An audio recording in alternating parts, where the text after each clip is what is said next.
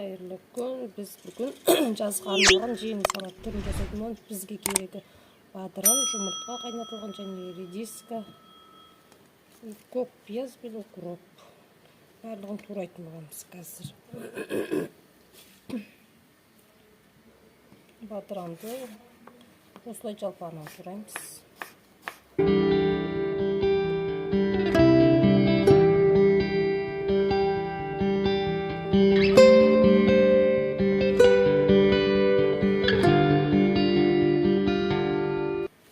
Енді редисканы тураймыз. Бадыранды турап болдық. Редисканы да солай сопақ ұзынша таяқша тасып тураймыз.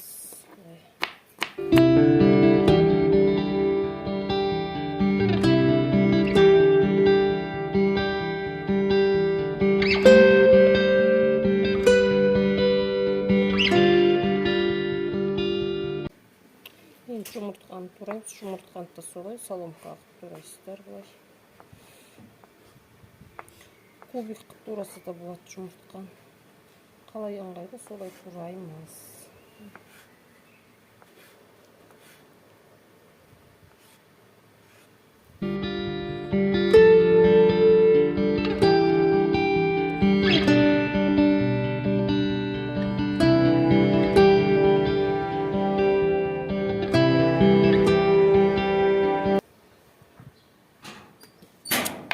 Укропты майдалап тураймыз.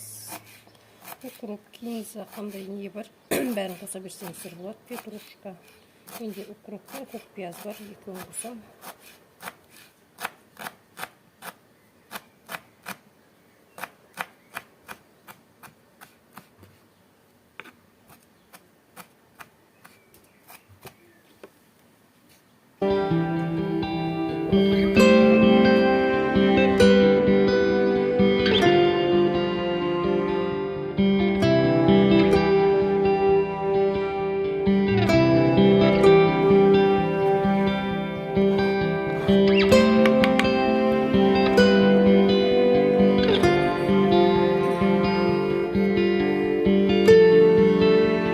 Татымына қарай тұз қосамыз.